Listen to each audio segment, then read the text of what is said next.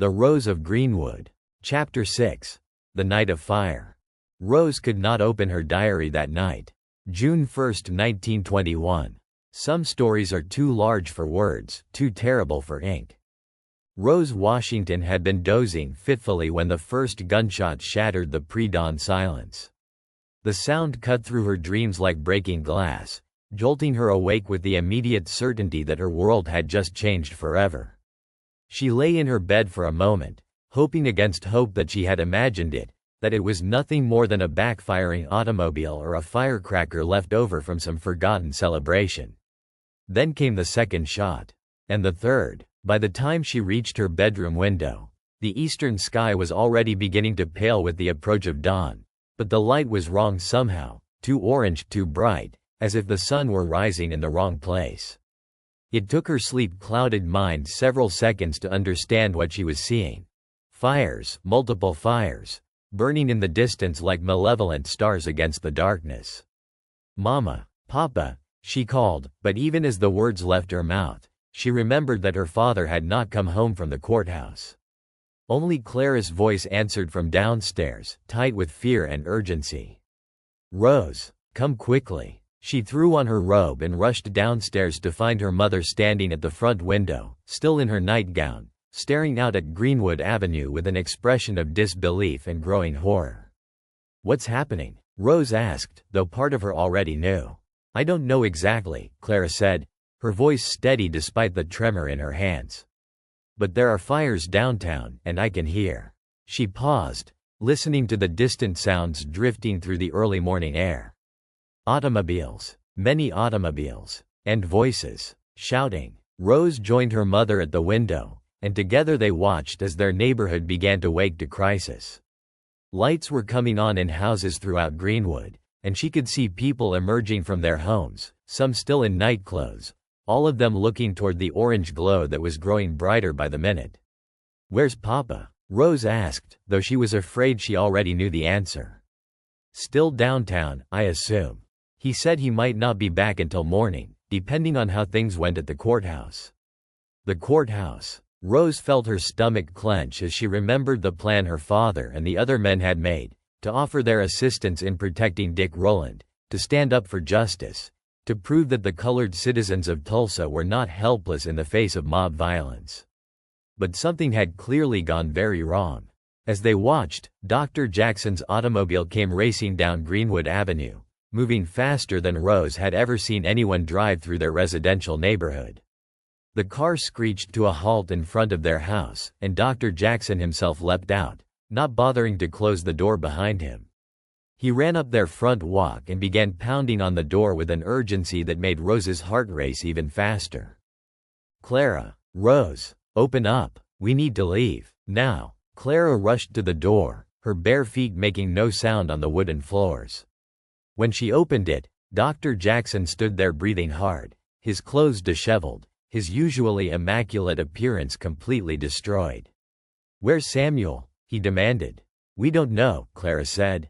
"He hasn't come home from." "They're coming," Dr. Jackson interrupted. "Armed white men, hundreds of them, maybe thousands. They're burning everything, shooting anyone they see. Downtown is." He stopped, as if unable to find words for what he had witnessed. "We have to get out of Greenwood. All of us. Right now." Rose felt the world tilt beneath her feet. "What about Papa? What about the other men who went to the courthouse?" Dr. Jackson's expression grew grave.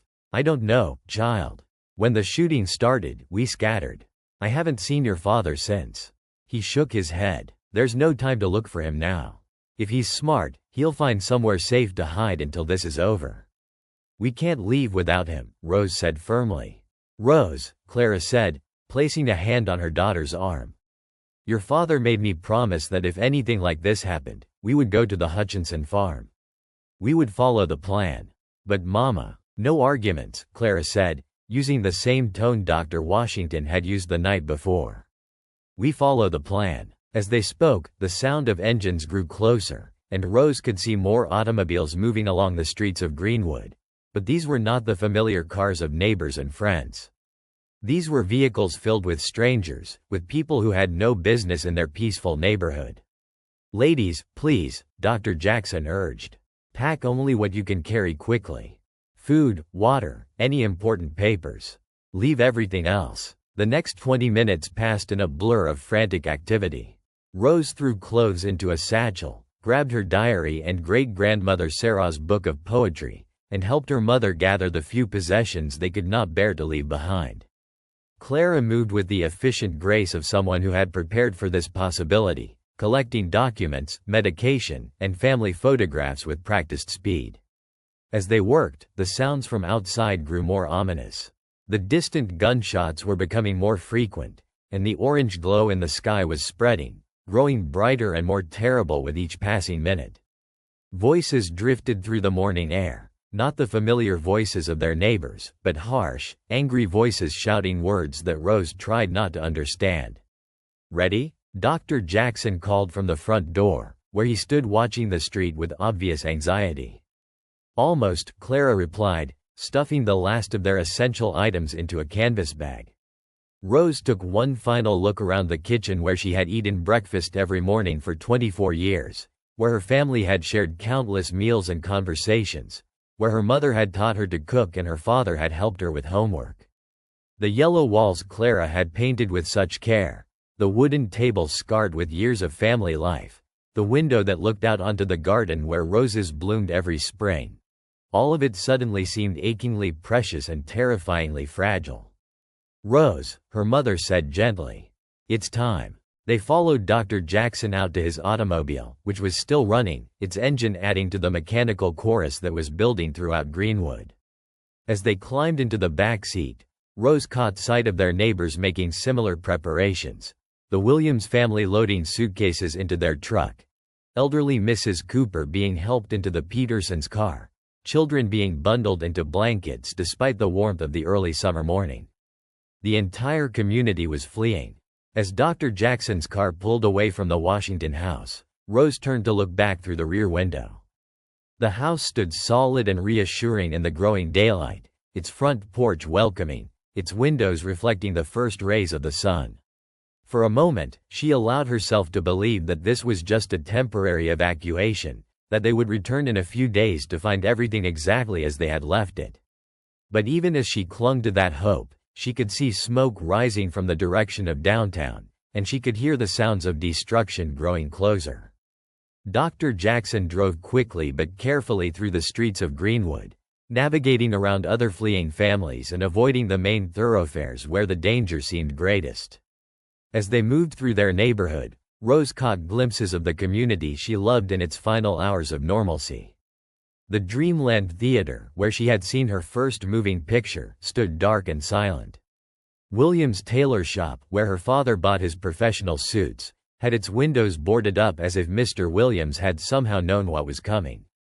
The library, her sanctuary, her second home, looked small and vulnerable in the morning light, its windows like eyes watching the exodus of people who would never return to check out books or attend evening classes. "Dr. Jackson," Rose said as they reached the edge of Greenwood, "what exactly happened at the courthouse?" The older man was quiet for a long moment, his hands gripping the steering wheel with white knuckles. When he finally spoke, his voice carried a weariness that seemed to age him before their eyes. "We went to help, just as we planned. About 75 of us, all armed, all determined to make sure that young man received proper legal protection. The sheriff told us to go home, said our help wasn't needed. And then, there was an argument. A white man tried to take a gun away from one of our boys. I think it was Private Little, a veteran who'd served in France. In the struggle, the gun went off." Rose felt her heart sink. "And that started it?" "That started it. After that first shot, it was like someone had opened the gates of hell. White men everywhere, more than I ever imagined could gather so quickly. They had guns, automobiles, even some kind of organized plan. It wasn't a mob, Rose. It was an army." Clara reached over and took Rose's hand, squeezing it tightly. "What happened to the men who were with you?" "We scattered, ran for our lives. Some made it back to Greenwood to warn folks. Others," Dr. Jackson's voice trailed off. "Others I haven't seen since." As they drove toward the countryside beyond Tulsa, Rose found herself thinking about all the people they were leaving behind. Grace Mitchell, who worked at the Dreamland Theater and was just learning to read, where was she this morning? Mr. Thompson, who had been so proud of his progress with the alphabet, was he safe? The children in her informal Sunday school class, the families who gathered at Shiloh Baptist Church every week, the shopkeepers and teachers and doctors and dreamers who had made Greenwood the remarkable place it was. What would happen to all of them? Dr. Jackson, she said quietly, how many people do you think got out? I don't know, child. I pray it was most of them. But some folks didn't have cars, or didn't have anywhere to go, or just couldn't believe this was really happening. The Hutchinson farm was located about 15 miles outside of Tulsa, in a rolling countryside that seemed impossibly peaceful after the chaos they had left behind. When Dr. Jackson's automobile pulled up the long dirt driveway, Rose could see that they were not the first refugees to arrive. Several other cars were parked near the farmhouse, and she recognized faces from their community among the people gathered on the front porch. Mrs. Hutchinson, an elderly white woman who had been friends with Dr. Washington for years, came rushing out to greet them. Clara, Rose, thank God you're safe, she said, embracing them both. Come inside, come inside. I've got coffee on, and breakfast for anyone who's hungry. The farmhouse kitchen was crowded with displaced families from Greenwood, all of them wearing the same expression of shock and disbelief. Rose recognized the Pattersons, the Williams family, several members of her church congregation, and others whose faces were familiar from years of community life. But as she looked around the room, she realized that many faces were missing. Where was her family's closest neighbor, Mrs. Wilson? Where were the Jacksons who lived down the street? Where were so many of the people who should have been here, should have been safe? And most importantly, where was her father? Any word about the men who went to the courthouse? Clara asked Mrs. Hutchinson quietly. The older woman shook her head. Nothing definite, but Mr. Patterson said he saw some of them making it back to Greenwood to help with the evacuation. I'm sure Samuel is fine, dear. He's a resourceful man. Rose wanted to believe that, needed to believe it.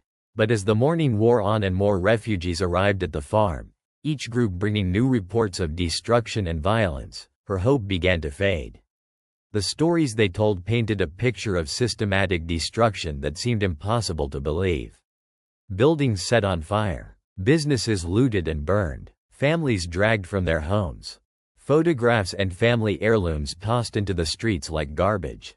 The life's work of generations reduced to ash and rubble in a matter of hours. They're burning everything, reported Mr. Patterson, who had been among the last to leave Greenwood. Everything. Homes, businesses, churches. Even the library. Rose felt something break inside her chest when she heard those words. The library, her sanctuary, her second home, the place where she had taught adults to read and children to dream, was gone. All those books, all those carefully maintained records of her students' progress, all those dreams and possibilities, reduced to smoke and flame. She thought about Grace Mitchell's first written word, freedom, and wondered if those precious slate boards had survived, or if they too had been consumed by the fire that seemed determined to erase every trace of the community they had built. As the day wore on, the reports grew worse. The violence was not limited to property destruction. People had been killed. How many, no one knew for certain, but the numbers grew with each new arrival at the farm. Families had been separated in the chaos.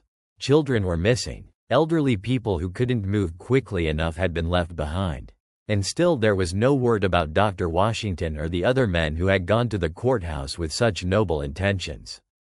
Rose spent the day helping Mrs. Hutchinson tend to the refugees, distributing food and water, comforting children who didn't understand why they couldn't go home, listening to the stories of loss and survival that seemed to multiply with each passing hour. But through it all, she found herself thinking about her diary, safely tucked into her satchel. How could she possibly write about this day? What words could capture the magnitude of what had been lost, the cruelty of what had been done, the senselessness of violence directed against people whose only crime had been prosperity and pride?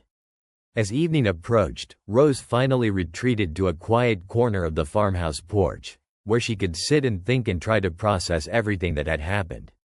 The sun was setting over the peaceful countryside, painting the sky in shades of pink and gold that seemed to mock the orange glow that had awakened her that morning.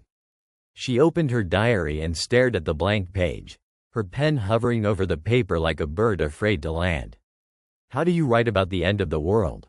How do you find words for the unthinkable? Finally, she began to write, not about the events of the day, but about what those events meant, what they revealed about the world she had thought she understood. I cannot write about today in the way I have written about other days. I cannot catalogue the events like a historian or describe the scenes like a reporter. The words are too small, and the story is too large. But I can write about what we have lost, and what we have learned, and what we must remember. We have lost our homes, our businesses, our community center, our library. We have lost the physical manifestation of 30 years of hard work, creativity, and dreams. We have lost the place where we felt safe to be ourselves, to prosper, to raise our children with dignity and hope. But we have learned something too. We have learned that the hatred some people carry in their hearts is deeper and more powerful than we ever imagined. We have learned that success can be a crime when it challenges other people's ideas about where we belong. We have learned that the law is only as strong as the people willing to enforce it fairly. And we have learned that everything we thought was permanent, our homes, our community, our sense of safety, can disappear in a single night. But there is something else I have learned today, something that the fires cannot touch. I have learned that people are capable of extraordinary kindness in the face of cruelty. Mrs. Hutchinson opened her home to strangers because it was the right thing to do. Dr. Jackson risked his life to warn us of danger. Neighbors helped neighbors escape, even when it meant leaving their own possessions behind. I have learned that community is not really about buildings or businesses. It is about people caring for each other, protecting each other, refusing to let each other face disaster alone. Tonight, Papa is somewhere I cannot reach, in circumstances I cannot know. I pray he is safe. I pray he will find his way back to us. But even if the worst has happened, even if we have lost more than buildings and businesses, I know that what he taught me will survive. Education survives. Knowledge survives. The belief that all people deserve dignity and opportunity, that survives too. They burned our library, but they cannot burn the words we have learned, the stories we carry in our hearts, the dreams we refuse to abandon. Tomorrow, we will begin again. Somewhere, somehow, we will rebuild. Not the same buildings, perhaps, but the same spirit. Not the same place, perhaps, but the same commitment to learning, to growing, to becoming more than our circumstances suggest is possible. The dreams will continue, even though the dreamers are scattered. As they always have, as they always will. Rose closed her diary as full darkness settled over the countryside. Around her, the other refugees were preparing for sleep, some in the farmhouse bedrooms Mrs. Hutchinson had offered, others in blankets spread on the porch or in the barn. Children who had woken up in their own beds that morning were now falling asleep in strange places, comforted by parents who were trying to hide their own fear and grief. But despite the tragedy of the day, despite the uncertainty of what tomorrow would bring, Rose felt something she hadn't expected to feel, a kind of peace. Not the peace of resolution, but the peace that comes from understanding what is truly important. Her father had been right. Greenwood was an idea, and ideas were harder to kill than buildings. The physical community might be gone, but the spirit that had created it, the determination to build something beautiful, to educate their children, to prove that colored folks could achieve anything they set their minds to. That spirit lived on in every person who had escaped, in every story they would tell, in every lesson they would pass on to future generations. As she prepared for sleep, Rose thought about her students scattered across the countryside, probably wondering if they would ever have reading lessons again. She thought about Grace Mitchell, wherever she was, and hoped that young woman's hard-won literacy would serve her well in whatever new life she would have to build. And she thought about the morning that would come, when they would all have to decide what to do next, how to move forward, where to go from here. But that was tomorrow's challenge. Tonight, they were alive. Tonight, they were together. Tonight, they carried within themselves all the knowledge and wisdom and love that had made Greenwood great. And that, Rose realized, was enough to begin again.